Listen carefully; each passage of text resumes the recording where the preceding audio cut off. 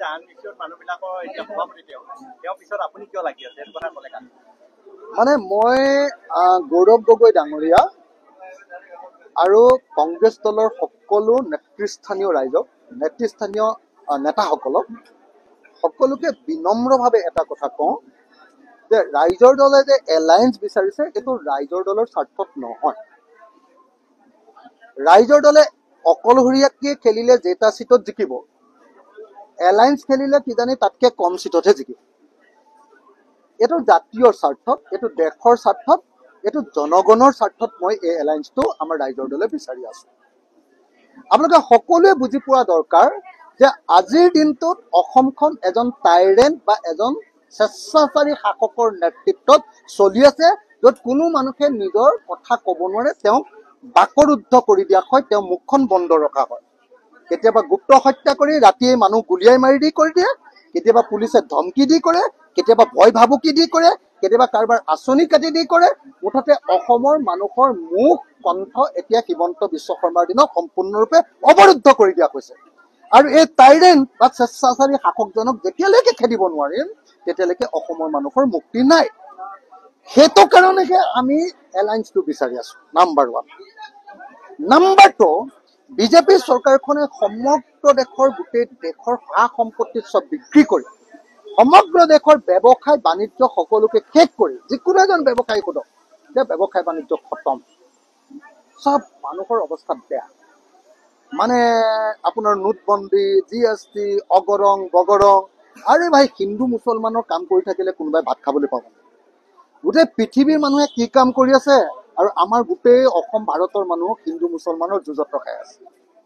আপুনি কওকচোন, পৃথিৱীৰ কোনোবা মুখ্যমন্ত্ৰী আছে নেকি যে নিজৰ দলৰ মানুহবিলাকক মন্দিৰৰ ওচৰত গৰু মাংস পেলাবলৈ লগাই দিয়ে আৰু তাৰ পাছত উচতনি দিয়ে যে চব হিন্দু মানুহবিলাকে মছজিদৰ ওচৰত গাহৰি মাংস পেলাব?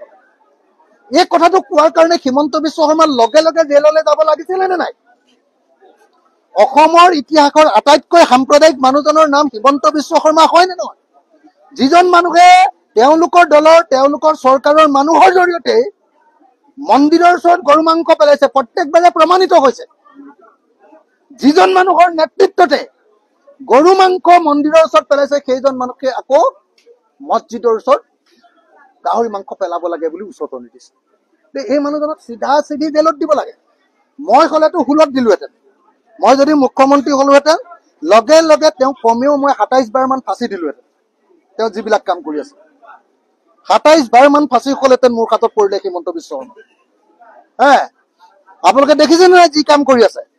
সেই মানুহজনক আঁতৰাবৰ কাৰণে আৰু ফেচিবাদ আৰু সামন্তবাদী যি শাসন চলাইছে, জাতি ধৰ্ম বৰ্ণৰ নামত যি লুণ্ঠন কৰিছে, হিন্দু মুছলমানৰ যি কাজিয়া লগাইছে, এইটোক নাইকিয়া কৰিবৰ কাৰণে আমি এলায়েন্স বিচাৰিছো। তৃতীয়টো হ'ল ব্যৱসায় বচাবৰ কাৰণে এলায়েন্স বিচাৰিছো। চতুৰ্থটো হ'ল বস্তুৰ মূল্য বৃদ্ধি ৰোধ কৰিবৰ কাৰণে এলায়েন্স বিচাৰিছো। 2 টকাৰ নিমখ 20 টকা হ'ব। 2 টকাৰ মুৰ্গীৰ ডিম, কণী, কুকুৰাৰ কণী এতিয়া 8 টকা হ'ল। কেনেকে মানুহ বাচি থাকিব কওক? মিঠাতেলেই কম নে পেট্ৰলৰ দামেই কম? সেইবিলাক বস্তু ক'লে মানে কয় যে ই হিন্দু বিৰোধী। আৰে ভাই, হিন্দু কৰি যদি বস্তুৰ দাম কমাই দিয়ে তেতিয়াহ'লে ময়ো হিন্দু হ'ম। মুছলমানৰ কাৰণে পেট্ৰলৰ দাম 100 টকা লগোৱা, মোৰ কাৰণে 25 টকাত দিয়া, তেতিয়াহ'লে মই তোমালোকৰ পাৰ্টিত জইন কৰিম।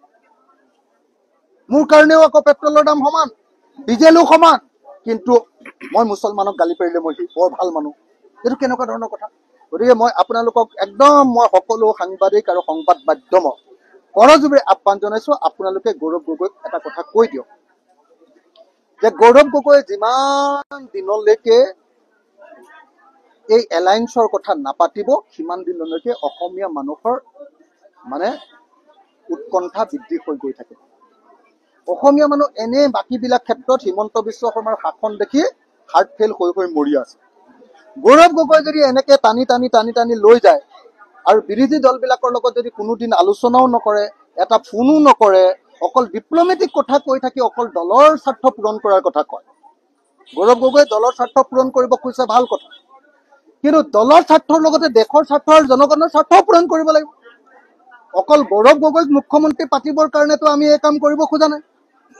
আমি একলগ হ'ব খুজিছো, গৌৰৱ গগৈয়ে মুখ্যমন্ত্ৰী হওক, কিন্তু লগত আমি একলগ কৰিব খুজিছো যে আমি অসমৰ এই টাইৰেণ্টজনৰ হাতৰ পৰা, এই স্বেচ্ছাচাৰী শাসকজনৰ পৰা ৰক্ষা কৰোঁ, আমাৰ দেশখন বিক্ৰী হোৱাৰ পৰা ৰক্ষা কৰোঁ, আমাৰ ব্যৱসায় বাণিজ্যক ৰক্ষা কৰোঁ, মূল্য বৃদ্ধিৰ পৰা ৰক্ষা কৰোঁ, হিন্দু মুছলমানৰ যুঁজখনৰ পৰা অসমক ৰক্ষা কৰোঁ, তাৰ কাৰণে কৰিব পাৰিছোঁ। এতিয়া কংগ্ৰেছৰ কাৰণে অকল খালি দলীয় স্বাৰ্থৰ কথা কৈ আছে তেওঁলোকে, যে আমি দলৰ সংগঠন বৃদ্ধি কৰোঁ।